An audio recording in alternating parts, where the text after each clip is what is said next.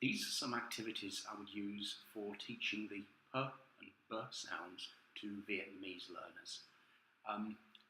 The lesson I did was to a group of university-age students, 18 to 20 years old.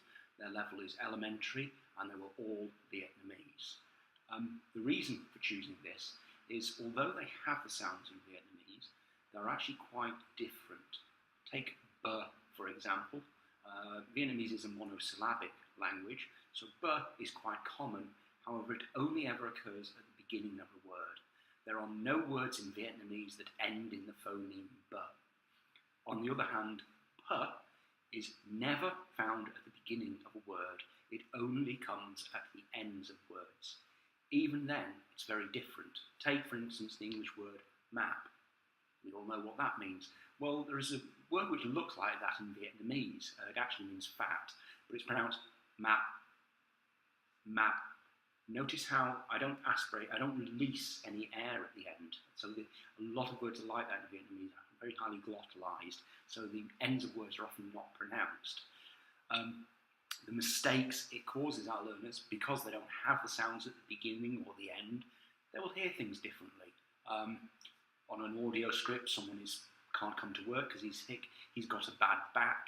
The answers I got, a bad pack, whatever that means, a bad bag, because g and k likewise are not found at the ends of words. So not only are they not hearing the sounds, they're not also applying top-down listening, which John Field talks about quite a lot in his writings. It leads to poor spelling. They will write someone, he went to a nightclub. So it's feeding into their writing, which is thing. And also a slightly more comical thing, I have a friend, he's a tour guide, speaks very good English, but even then makes mistakes. He was taking some clients somewhere, and they were having food, and he described them, this is crab soup. And he soon found out why they all burst out laughing.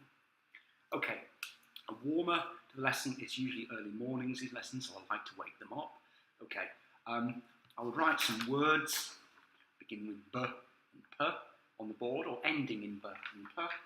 Two teams, give them both teams a fly swatter. I would shout out a word, the person with the fly swatter has to come and hit the word on the board. The first team to hit the correct word gets a point. If you get the wrong word, you lose a point.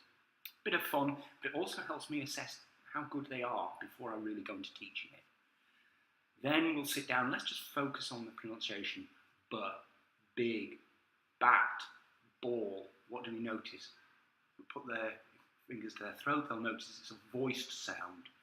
But the mouth has to open. Lips meet, it's a bilabial sound, but then the air has to be released. Also notice there's no real aspiration. Big, bat, ball. You don't really feel a lot of air coming out there. We'll then say the word at the ends of we'll put the phoneme at the ends of word. Cab, pub, lab. Get them practice saying it at the ends of words.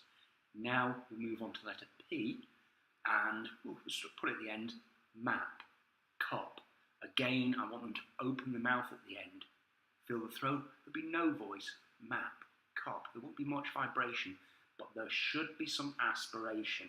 Maybe get them to feel the air. Map, cup. If necessary, piece of paper. Pop, cap. Should move. It's okay, I think, at this stage for them to exaggerate, provided it gets them to aspirate it correctly. Okay, then I'm a little more serious. I'd do the other test again. I would write some words on the board and usually use some audio. I think this book, English Pronunciation Use, has a useful exercise here.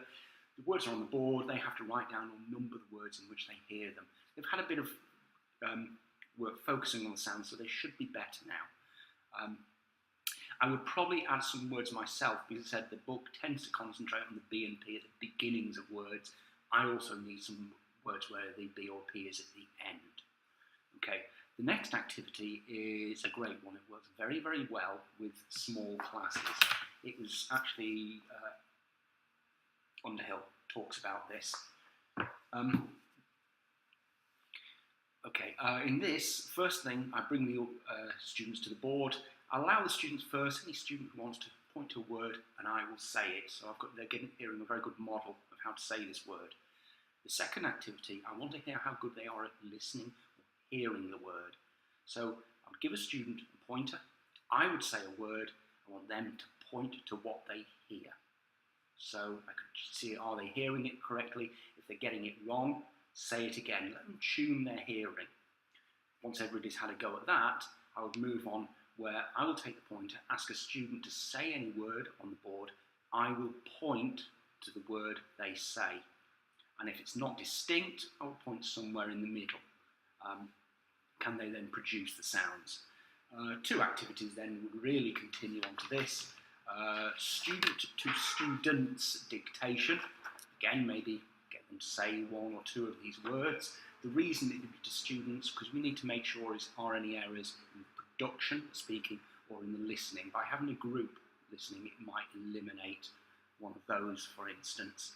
And finally, maybe a running dictation in pairs. Take a nonsensical statement with a lot of these words in them, put it outside, students in pairs, one goes out, comes in, dictates to the other who writes down.